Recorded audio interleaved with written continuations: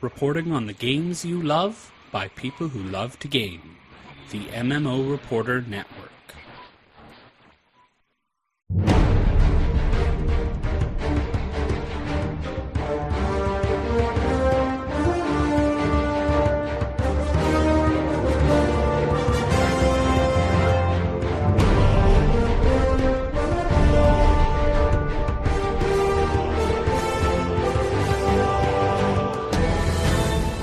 You're listening to LOTRO Reporter on the MMO Reporter Network, brought to you by Audible.com. Get a free audiobook download at audibletrial.com/MMO Reporter. And by Doghouse Systems. Choose your weapon at doghousesystems.com.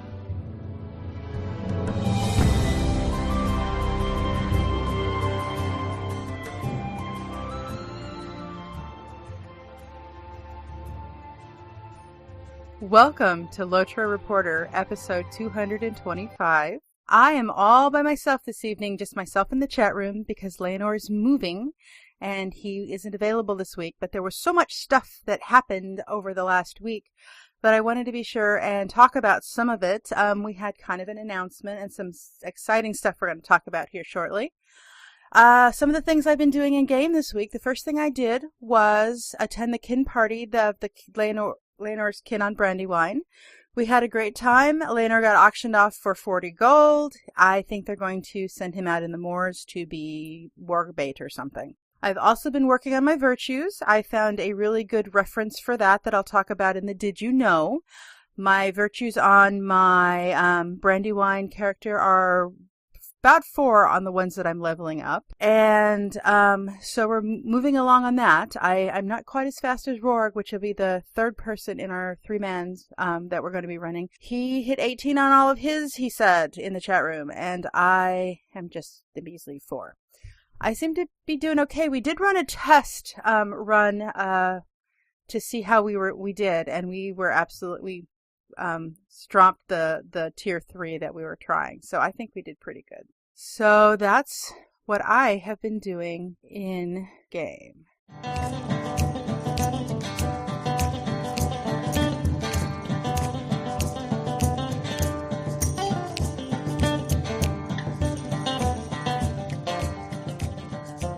So we have some news. We have quite a bit of news. The Bullroar preliminary patch notes update for update 13 are out, and I just pulled some of the stuff that's interesting to me out. So you guys are going to hear a lot about fashion and housing. The first thing that they were talking about, the following regions have been revised and adjusted, and unfortunately I did not get into Bullroar when it was open to see what some of this stuff looked like. I am looking forward to seeing it on live. It sounds like it's not going to be too long, probably before the end of the month. So the Misty Mountains and Goblin Town have been revamped and revised. I'm very interested to see that, to see how that one has done. I'm going to have to run a lower level cover through some of this, I think. The North Downs, I am extremely interested to see what they have done with those, because I have tried to run a character through that because, the Loneland gets a little boring, and most of the stuff after the first set of quests is for fellowship, so I'm hoping they made that a little more solo friendly instead of having a lot of fellowship stuff. Now, if you're running as a group like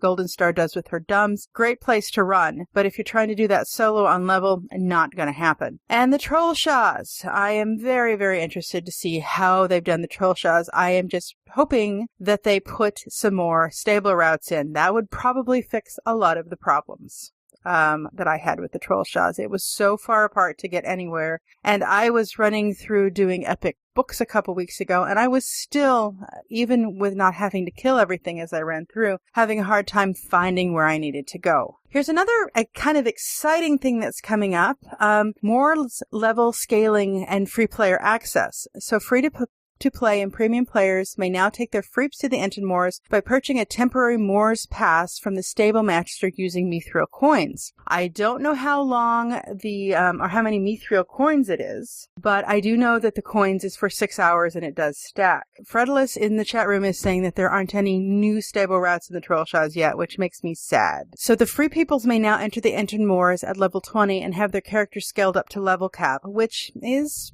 kind of interesting and kind of worrisome. It's going to be very, very interesting to see how much busier the Moors gets if it does, because from what Leonor has told me, some people will come in, they will level their character to 10, and then they'll go where they can play the creep side, and that's where they go, is over on the creep side, because they can play that as a lower level character.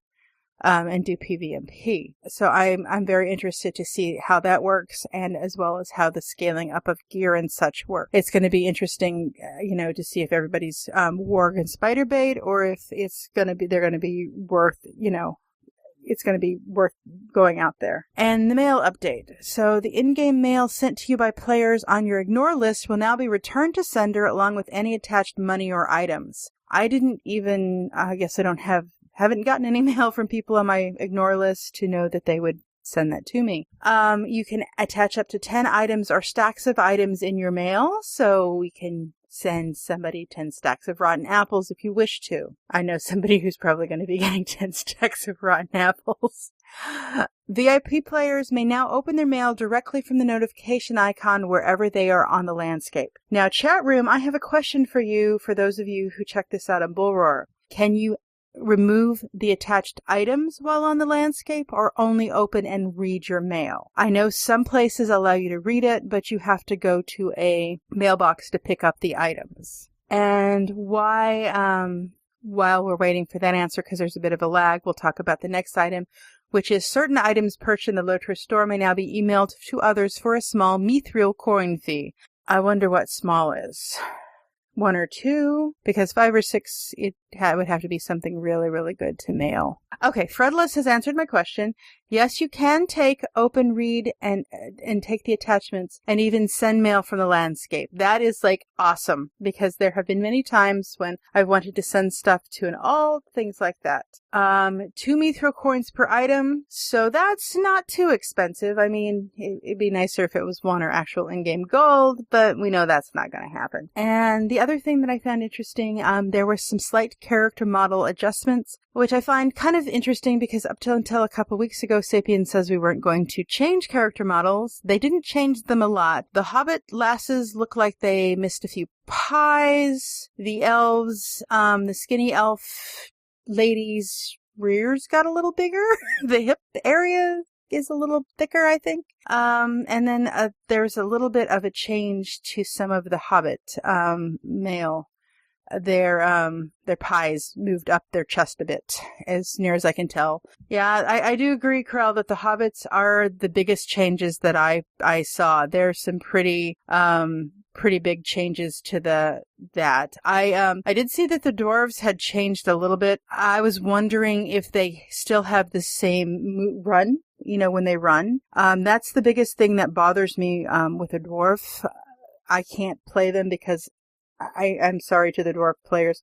It looks like a monkey with the way their arms swing and their big wide shoulders and the shortness. So it bothers me a little bit. So I have an issue kind of playing that, and I play in third person, following them around. There's slight changes. It'll be interesting to see, if anybody particularly notices. Here's a pretty big change to housing. The housing foreclosure grace period has been reduced to 30 days. Once lapped, the amount of time until the house forecloses on has been reduced to 90 days. So basically, if you're out of the game for 120 days and haven't paid and your house goes in lapse right when you stop playing the game, you'll lose your house within 120 days, which is nice for those of us who are trying to get specific houses in specific neighborhoods. But, for somebody who takes a long absence, their house that they work so hard to get, you might want to make sure you've got a long housing period paid up. They recently spoke to the Free People Housing Authority and have renegotiated fairer storage fees for additional storage with all housing in Middle Earth. Thank goodness, because that was expensive as all get out. That was way too expensive to buy that extra storage on those, with the storage changer with Rohan. I didn't buy any additional storage because it was just too expensive. And Saruman's Ori housing item has been shrunk again. Apparently, it's still too big. I don't know. For kinships, kinships are no longer automatically disbanded for not having enough players. I believe that the minimum number of players for a kinship used to be 9, and it would disband if you hit below that level. And I know a lot of people with alt kins would make alts to move them in to keep it at 9. I do not know if here is a minimum to create a kinship, if the minimum is still 9 to create it, and then if it falls below that, that won't be a problem. That would be interesting to know. But for people who have personal kinships so they can get personal kin houses so they can have more storage, this might be a little easier to do. Okay, so what was on the kinship storage was 1 gold, 5 gold, 25 gold, and 125 gold is now 1, 3, 9, and 27. Much better. You know, I play this game a lot and I don't have 125 gold laying around to put on storage. For the festival, the quest A Fistful of Flowers can no longer be canceled. I just want that quest to go away. That is the quest that makes me want to cry. I really, really, really do not want to spend an hour and a half going around and picking up flowers with everybody else in 3 different zones to maybe get something. I literally made it through half the quest last year once and just was about to die. It was awful. The anniversary festival existing gift box tokens will be converted to 30 marks each. And this year you will see a simplified gold box, gift box system that only uses the new steel token. So we're getting a new token instead of an anniversary token? I don't know. It'll be interesting to see that, because that's the festival that gave us the gold and the green, or the red and the green and the blue gift box, I think. It's going to be interesting. I believe the anniversary festival is due sometime in April. We talked last week on the show about how Sapiens and Rowan hinted that there will be a cosmetic pet. And in the Bullroar notes, they said that Sapiens had teased it on Twitter with a picture, and I could not find the picture. However, I did find in the crafting notes, partridge food is now available. Players are encouraged to try all varieties. So I am guessing that we are getting a cosmetic partridge pet, and I hope it's cute. I haven't seen it yet. I tried to find the picture and I couldn't. I looked and I looked and I looked. I don't know. Is there a little tree that's a cosmetic pet? I don't know. I know what a partridge looks like. It's a small little bird, but I don't know. That it says partridge food in the notes. So what are we getting as a pet, guys? I haven't seen the picture. Hurons? Like little baby trees or little birds? Sorry, guys. I'm confused then. Partridge food is for cooking recipes, apparently. I wanted a bird. And our pets are baby trees. How is baby trees following us around not lore breaking? How did we get entling thingies? Okay. Trees. Baby trees. I can't wait to see baby trees. I understand there's 3 different kinds of baby trees you can get. I tried to find the picture. Oh, chicken pets. I wanted a partridge. I wanted to and put it in a pear tree. It would have been so cute. And Material Middle Earth blogspot.com discovered a new dye color, steel blue. And it's pretty cool. I like it. It's pretty awesome. Unfortunately, the dye recipe for that is gated behind 100 Fanghorn coins and requires ally standing with the Ents of Fanghorn Forest. According to the author, never in the history of LOTRO has a dye been gated behind a Rapgind. The Bluebell Field recipe that produces the bulbs is also gated in the same fashion as the dye. 100 coins and ally standing. It's a pretty nice dye. It's I'd say it's almost more navy than the navy is, if you were to ask me. And I'm very excited about it. The farmland also requires reps and corns. Oh, I have a photo. Let me see. Oh, okay. It looks like the haunted tree. It's super cute. So, we took the hobbits to Isengard to 2 different servers. Vilya came in at 47 minutes and 32 seconds. And there's hardly anything to talk about, so they must have been running Sapiens through, not asking a lot of questions. So, the age-old question, if your friends jumped off the cliff, would you jump too? This is asked as Sapiens leads several players over a cliff in Breeland that seems to be a resounding yes. There was a question, are all things still on track for the council applications to open up on the 14th? Since this is the 18th and they haven't opened up, it's good to know that they're going to be pushed back to the 21st. They are planning on announcing the council during the anniversary, and it didn't make a whole lot of sense to have 5 or 6 weeks of applications. Sapiens will be reading them while he's on vacation and uninterrupted by other things. He also does things on his vacation like doing player events. Let's see. The Spring Festival will start after the Anniversary Festival, which happens in late April. Someone asked about the next 20 questions. They will be doing it more towards the end of the month. While he's on vacation, he will give people a chance to post the questions, and the answers will come after that. It will be helpful to give people a chance to see Update 13 on Bull Roarer before they ask the questions, so they don't ask questions that will be answered by seeing the update. Sounds like the player council is on the 21st, and the 20 questions is also going to come about that same time. If I recall correctly, one of the player events is on the 28th, so Sapiens will be going on vacation fairly soon. All right, and then we had Taking the Hobbits of Isengard on Bull Roarer, which was 4 pages of notes, people. 4 pages. I have pulled most of the PVMP questions out. I will leave that to Leonor to talk about next week. So we had Horsedev, Jinja, Aaron Campbell, Reyna, Bringer of Pain, and a Quick Mate of Lions cameo for 1 question. One of the first questions was housing changes allow us random placement, or will we still have hooks? They are prototyping it right now, according to Horsedev, and they can't really say. Sounds like, though, if they were to do the random placement, I think they'd have to completely change the housing system from the bottom up. I don't know if that's what they're looking at doing. The Wildstar system is really cool the way they do it, where you can put things wherever you want. I think Landmark's similar. I think EverQuest was the same way, where you could put tables on their side to make walls, that kind of thing. I can't see that happening in the system they have now, unless they just completely start from the ground up. And what I've heard from them, there's no indication that that's happening. Are there any words on key mapping for trait presets? Horsedev says they're working on that now. They've had an internal discussion about how they want that to work, whether they wanted to allow them to function basically as super stances. They're trying to get an elegant way to do this. They thought about hacking it kind of like a /command type thing, but they really would like to do it right.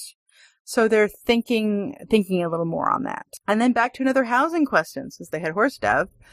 They wanted to know if Rohan housing is a possibility in the near future. Horsedev has confirmed that they have considered other places, and it's on the table, but he wouldn't say in the near term. They've got a lot of considerations to make out whether people will be allowed to multiple houses, what the process would be to moving from one house to the other, and then there's asset creation for making Rohirrim homes. They're trying to get 13 out the door, and then they're going to look at some other immediate priorities. This is, they do confirm the Nerf bat is coming. They're looking at difficulty of the game, which is obviously pretty easy right now, so they're taking the Nerf bat out to fix that up a bit. All right, I always hate it when they use the words Nerf bat, but I do feel very overpowered these days. And so I can't say yes or no on the Rohirrim housing, and it's certainly not in the immediate future. I think they should SIP over at Massively came up with an idea probably a year ago now. One of his top 10s of 10 ideas for LOTRO housing. And one of the ones that has always stuck in my head was kind of to make Breland.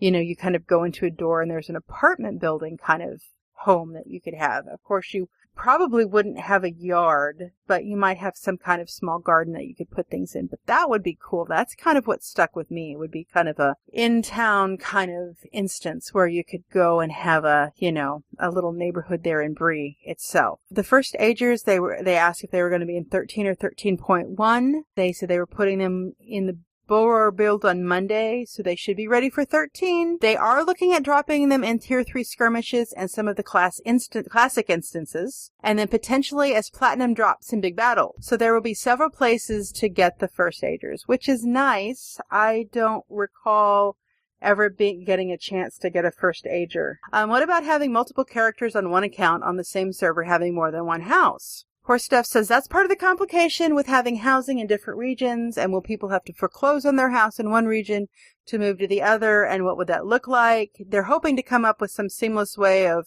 buying a house and leaving the other house and not having to So, and I've done this a couple of times. Sell your house, go get all the stuff out of escrow so it's clear, and then go hope the house that you wanted is still available to purchase, because you can't purchase a house if you have things in escrow. They made some changes last year. They didn't get everything done they wanted to get done. They're trying to move that along, and they're hoping to have a more modular housing system, inventory system.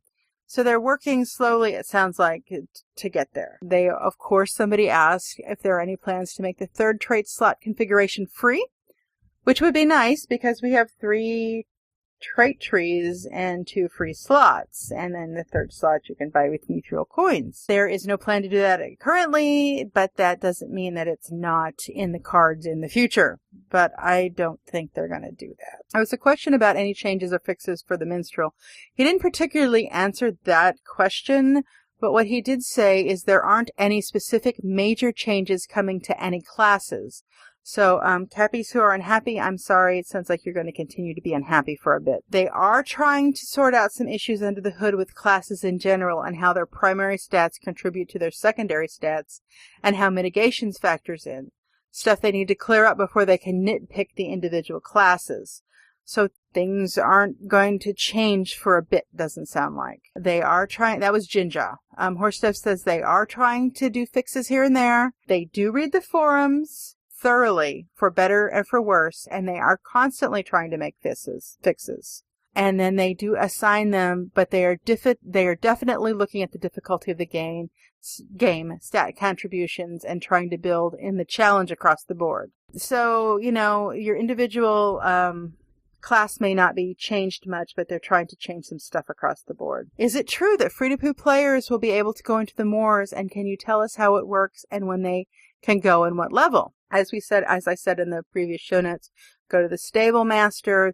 You can buy it for mithril coins. It will last for 6 hours. You can enter the moors at will. You can stack the buff if you want to stay longer. And it works in similar to big battles as you scale up. There are 3 new vendors at the Freep base where you can buy gear that level scales differently than regular gear, which is pretty cool. It says it will actually maintain its max 95 level item for 10 levels instead of just 1. They are statted in such a way as to make them comparable to an actual 95 version of their class, with the character wearing PvP armor. So it sounds to me like if you go into the moors at level 20, and buy this gear, you can wear it until level 30, even though it stays at level 95. And then after level 30, you'll need to buy another set of gear for 40 and that kind of thing. It's important to keep in mind that stats at level 20, so at level 20 you can go out there, but your gear is statted in such a way as to really promote you to moving forward and getting XP in the moors if that's what you want to do. But it's not going to be the guest gear in the game, because that would cause people to scream and yell and kick. And even though it's statted for PvP, so you can hang out and contribute, the goal isn't for someone to come in at level 23 and be as powerful as someone who is at cap and has gone through all the rigors of the moors. But if PvP is your thing and you have always wanted to play a Freep and you don't have one at level cap, this is the thing for you. And it sounds to me, I just realized, if you are a subscriber, then you don't have to buy the mithril coins, I don't think, and I think you can still go to the moors at will. So if this is your thing, PvP is your thing, it sounds like you can level in the moors if you want to. Am I correct in this chat room? All right, Krell says it's 20 points per 6 hours. It's 1 character. It currently doesn't let you use the GV map. Yeah, creeps are going to have some fun. Okay, that is correct.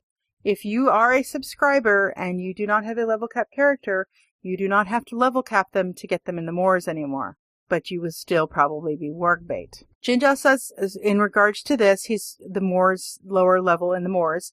He's been reading the forums and getting tons of feedback. The council forums have been great in giving feedback too on how level scaling is working right now. So if anyone has a borrower or a client, he encourages you to get out there in the moors and give it a try and give feedback on how you think it's working. I hope you all did that, and if Bull opens back up, I hope you guys do it again. Yeah, creep, you can go into the moors at level 10 as a creep, and level 20 as a freep. There was a question about is there a way to access Entwood from Fangorn without completing Volume 3, Book 13. There should be a way to get there. They shouldn't be gated, so we just haven't found it yet. There was a question about plans to expand the horse trait trees or earn extra points for your steed. The answer is basically we're doing big battles right now, but as we move on, outside of Gondor, there will be a chance for some horse mounted combat. And at that point, they will probably look into additional points and additional traits and things like that. But they don't have anything planned at the moment. They ask if there's any planned changes to kinship management. Horstev says he's a big fan of kinships, and he's looking to addressing some new things to kinships to give people more reasons to work together. More reward for working together in a kin. More value for being in a tight kin. And as they work on this, there will be more management needed to just get these new systems working, and hopefully along the way they will be able to make it easier for kin leaders and officers to do more with their kins. I know that WildStar is doing a lot of things with their guilds. I think that's what they're called. In that you can get renown and you can get buffs and perks for belonging to a kin and for kin doing things together. I think Guild Wars 2 does the same thing. I would imagine that from the statements that Horstev has made that that's kind of what they're looking at. Kins who quest together, kins who raid together would be able to get buffs perhaps and perks for belonging to that particular kin, for having an active kin, that kind of thing. And about that point in the live stream, Irena cackles and cheers as she manages to wipe most of the raid along with Hadakar via her many nefarious monsters. And then Horstev crosses the office to Irena's desk and give her a high five. I do believe she killed him more times than anybody cared to count and had a great and glorious time doing it. I hope you guys had fun. It sounded like it was cool. I'm going to have to perhaps sit down and watch that one. I again got this from the forums from Frickin' Mucks. Fantastic transcription. She does an awesome job, and I thank her very much, or I'd have no idea what has happened, because unfortunately when I'm on the West Coast, and the runs are at a time that I can't watch them live. Here's an awesome question that I would like to know the answer to. Is there any chance that we will get Warseed appearances of Kindred faction mounts in the future? I hope so, but they hadn't really thought about that. They're not really sure what the art people are up to and what's coming in the near future. But I vote that I'd like to have my Matham horse for Warseeds. There was also a question about, in years gone by, there were random teal drops from landscape mobs that were extremely rare and you had to grind for hours to get them. Is there any possibility of something like that returning? Horstev says he's a big fan of extremely rare but awesome drops in the landscape, but they've moved away from that, and there are two schools of thought. One, that's a lottery pull and it's really, really awesome. The other is everyone will want it, but nobody will be able to get it. Sounds like they've gone with the everybody will want it, but nobody will be able to get it, except that he likes the, come on guys, give it a try kind of thing. So it'll be interesting to see if he's able to steer them back in that direction. They're asked about the improved LI system, and they would like a system that truly enables you to level up one item with us instead of having to scrap it every 10 level. Horstev says they're going to try something else first, something that is not specifically attached to LIs, and see how that flies. It's a big undertaking to pull the engine block out of the LI system and change it, but he's always thought philosophically that if you find a legendary item, you should be leveling that pretty much permanently, with finding other things to make it better between the drops you get, rather than having a hockey bag full of items you are grinding. They can't crack the LI nut in the immediate future, but they are looking at other ways to involve other gear to get things to a point where that might be a possibility. He'd personally love to see the change. That doesn't tell me a whole lot, other than it sounds like we're going to have another thing to level. Yay. We have LIs, reputation, horses, crafting, ourselves, audacity, our ranks in the moors. That's 6. I think there's 6 or 7 different things we can level, and then it sounds like they're going to give us one more. I can't say that I'm too super excited about that. We're getting to the exciting question. We're about to where Aaron comes in. And I know this is kind of, I tried to pull all the stuff that had been answered before, but this was like I said, it was like 4 pages of notes that Frickin' Muck had put together for us. And I know this is kind of me talking for a long, long time, and I'm sorry. I'm trying to get through this as fast as I can. They ask if there's any thought at being given to scaling skirmishes around the chosen level to negate the ability for higher levels to slaughter the lower level skirmishes. I didn't think this was a particular problem because I didn't think you got anything for going into lower level skirmishes. I mean, about the only thing you could do would be advanced deeds. You're not going to get a lot of marks for it, I don't believe. He also didn't think that that was something they had talked about specifically. Horstev also thought that the rewards for killing low-level skirmishes wasn't really enough. So that was kind of an odd question to ask, but he's going to look into that. There was another question about the shard droppers and war bands.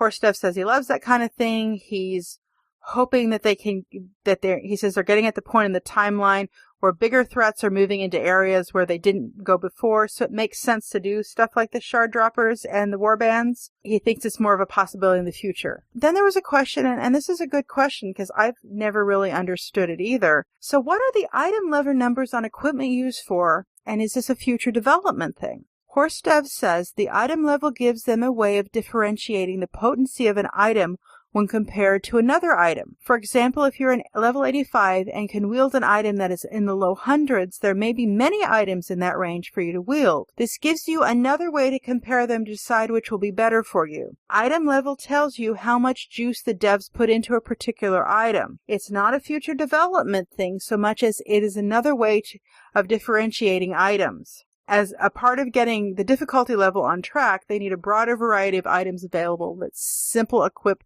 level and rarity could provide. This makes sense to me because I would get something and I would look at it and I would have no idea if it was better than what I had. I could see that it had will stats on it. I could see that it had fate stats on it. Those are the two things I wanted. I could see that the armor had gone up a little bit, but whether or not that was a better piece of gear than what I was currently wearing, well, maybe the will was a little lower, but the armor was a little higher.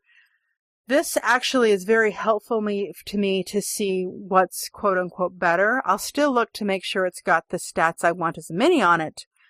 It makes it a little easier and a little quicker to see if something's 178 instead of 125. Now, Rowan joined the chat about this time, and this is what everybody has been sitting here waiting for me to talk about, I'm sure. He comes in, they asked him about Kate's surprise. Now your surprise, are you willing to give us a hint of what it might be? Somebody tried to bribe me with cookies. Rowan says one of his duties is to provide ale to the team. He just brought some in, and he's going to let Horstev and Jinja decide when they could talk about the surprise. Horstev gave the go-ahead to talk about it, and the answer is we're getting a new class later this year. Yay! I'm going to guess probably about the time we would normally get the expansion, which is October, November. We're going to be getting a new class. Chat room, I'm going to talk a few minutes so you guys can catch up. Start telling me what you think the new class is going to be. I do know that he confirmed it would be a fruit class, not a creep class, which, I'm sorry, creeps is a little sad, but I would have been like flabbergasted had they decided to give us a creep class and not a fruit class. I have thought a little bit about this, and I've looked at Twitter a bit, and actually Draculetta had a good idea on Twitter. He thought it would be a shield maiden, female-only shield maiden. There was hints that later on in the chat about how it's lore appropriate, how they have talked to the licensing company about it, and they were happy about it. I'm going to check with the chat room and see what they think it might be. So, Amavasad is hoping for an ent race. I'm not sure that one's going to happen. Krell doesn't think gender specific would go over too well. Somebody suggested that if it's a new fruit class, then you need a parallel creep class. It'll be the worm tongue class, modeled after the Master of Slithery's speech. I'm not going to say the rest of that one. Cat Lady, amuse and distract your opponents with a herd of cute kittens. That would be pretty awesome, Fredulous. I think it's going to be some kind of ranger. What that looks like, I'm not really sure. I haven't played enough of a hunter to know, how that one particularly would, a ranger-ish, like a Dunedain ranger would miss. I think it's going to be, I'm going to go with kind of a crowd control kind of class, somebody who can kind of hold stuff while the other guys, I don't know. It's said to be something mentioned several times, which means it's going to be Ents. Yeah, Rourke says Ranger means something in Lord of the Rings, and it means Dune and Dane. We've talked about this a couple of times, unless it's some magic-y kind of class like the Lore Master, which, some people consider that to be pushing the limits of lore, and the licensees seem to be happy with whatever they've chosen. I think it's going to be kind of a Dune and Dane kind of Ranger class myself. I don't know how that would differ from a captain. I have no idea. If they can't make a rider of whatever, class, like a Rohirrim class, because we've got to run everybody through areas where the war steeds don't work. I'm kind of probably going to, I'm thinking of kind of another crowd control DPS class, perhaps. Don't know. We're going to find out. Okay, and I think I have discovered the new end play. You know how we've been asking for 2 years? Chris has been asking for years and years and years to get end play. Again, somebody asked if there's any chance of having a creep invasion on Fruit Map. I'm thinking that's the new end play. It'll never happen. This one's even got a farther, at least end play was in the realm of possibility. Jinja has confirmed it's something they've thought about. He likes to think that the players think there's some kind of giant lever somewhere in the building that's under lock and key and heavy security, and all he has to do is find a way to break through and pull the plug so that the creeps just pour out of the Entenmoors. Rowan says he knows where the lever is, and he and Horstev have talked about it. Horstev says that he said a few times in this dev chat that they're at the point in the story where things are pretty miserable all over Middle-earth, and the enemy is encroaching. He'd like to see the enemy of creeps encroaching, but if I remember correctly from what I have read and heard previously, they agreed to put the PvMP into the Moors because of the licensing. They didn't want like PvP servers and PvE servers. So I don't think that's ever going to happen. But I honestly, I don't do PvP much deliberately. I choose PvE servers over PvP servers in every game I play. I personally would not be super thrilled to head outside of Bree one day and discover a warg standing there ready to eat me, because that's not the kind of game I like to play particularly. They asked Rowan what an executive director does. He did not say he writes a letter once a year, people. He did say he spends most of his days looking at spreadsheets and lists of features and talking to lots and lots of people. Nobody wants him to code. Well, that's fine. Producers generally are not coders. So that's what he does. They ask about the scaling. He says, look, guys, it's a question of approach. We are doing this, which is landscape and solo content right now. We'll look at the other stuff after we've done that kind of thing. And then there was the will hunters ever receive pets? And Sapiens had the picture of the tree. There is a little friend for anyone who is fortunate enough to find him and earn him. And Rowan says there are 3 versions of the little pet. So you guys go out when 13 goes live and check out the little pet.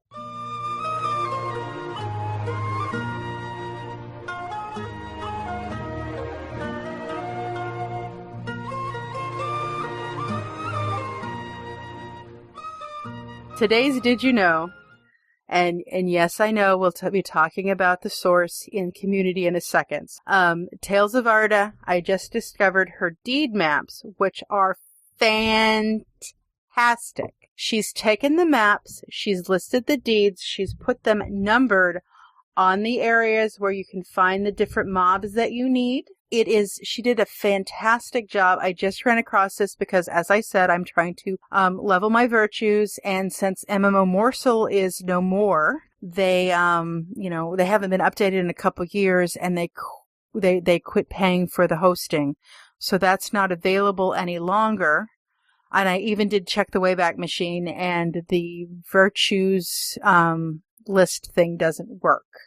You can see the list of virtues, but the actual back-end coding doesn't work any longer. They're great.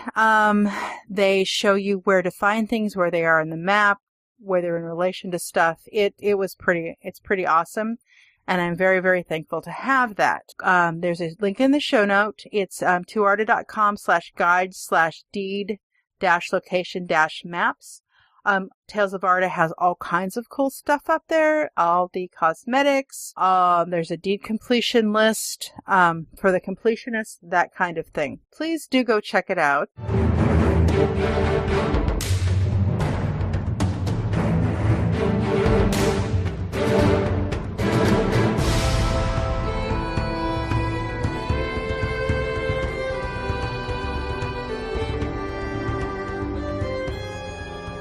I got so excited. I found the Tale of Arda deed maps. I was so excited to see those. And then I checked Twitter one day, and I find that she'd put up a post that she's actually leaving LOTRO.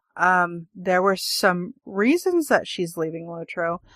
And I am very, very, very, very sorry to see this happen. You know, she's decided it's time for her to go. She did say she was going to leave the site up. I hope that she does that, because it's over the last 6 or 8 months, she has spent a lot of time trying to stay interested in the game by doing the cosmetics guides and the deed guides and all of this. There's some things that had happened. You know, if you'd like to read the link, I don't want to put words in her mouth, but I also have another post to talk about as well. But I did want to say that I am very, very, very sorry to see Barry's Completionist Tracker, the Slayer and Exploitation Deeds maps, the Cosmetic Mountain Housing Galleries, and the Fluffy Wish List go to the wayside. I wish her the best of luck. She is running around making Middle-earth and Landmark at the moment. There was another article by Contains Moderate Peril, which came out about the same time. I'm pretty sure this has something to do with some of the customer service issues that Barry mentioned. I guess as of March 15th or so, the people who won the Yuletide contest, the pictures photo contest, still haven't received their prizes. The winners were posted on January 6th. They've been trying via numerous communications and still have not gotten them. Turbine, you know, I love you guys, but this is really unacceptable to have 3 months go by before somebody gets their prize. You know, the Bull Roar Took contest, the Bounder's Bounty, wasn't that big of a deal to me because I didn't really participate. And I kind of, when I had heard, I reported that they were not able to do what they said they were going to do, which was email everyone to find out the name of the character they wanted to have on the bounty list. I was like, well, you know, I didn't see that as too much of a big deal. However, you know, as I have seen some other things come up with Arda leaving, that was a big deal to a lot of people. They were told that they could use any character on their account to turn in those tokens, and if they were one of the top 50, they would be asked which name they wanted on the statue. You know, at 29 servers and 50 names, that's something like 1,450 emails. But still, you should have made an attempt, especially since you told people that's what you were going to do. If somebody used an alt to farm, they don't want that alt's name on there. They want the name that they're known by. I actually looked at the Landerval list. I didn't know one person on that list. Not one name did I know of the 50 people that were on that list. So I'm guessing that most of those were alts of somebody. That's really not okay either, guys. That rule changed in the middle like that, especially when people were told over and over again, because people could have given those bounder sacks to the name they wanted, but they were assured that it was okay that the account they had would be, they could pick the name they wanted. Krell's saying that we were told it was going to be 50. We found out when it was posted, most of it's expecting 10 per world. I did look at the list to see if I knew anybody, and specifically when you had more than one communication about how you could pick the name that you wanted, it was account-wide that using alt was all right.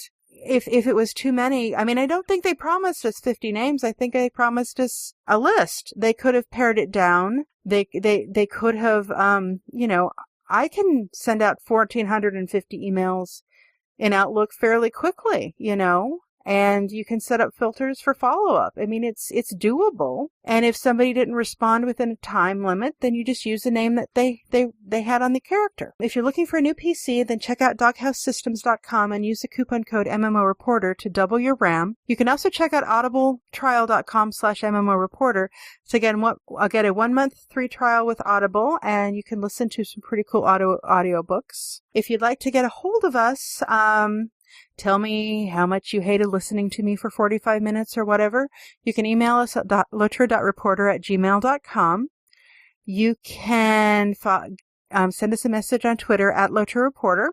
You can check out Facebook, LOTRO Space Reporter, which reminds me, I totally forgot to add this to show notes, guys. I'm sorry. I have got to go back and do this because this was the coolest thing. I have a wedding announcement, believe it or not. It says, it was a photo. It says, just married is Semperia and Defriz, captains of Middle-earth kinship Vilya server. They met in Bree and have been inseparable since. Congratulations to those two who met in Lotro and just got married. That is so super cool. Thank you for sharing that with us on our Facebook page. You can leave us a voicemail at 616-666-6778, or you can use the widget on the right-hand side of the screen when you visit the site, which is LOTROreporter.com.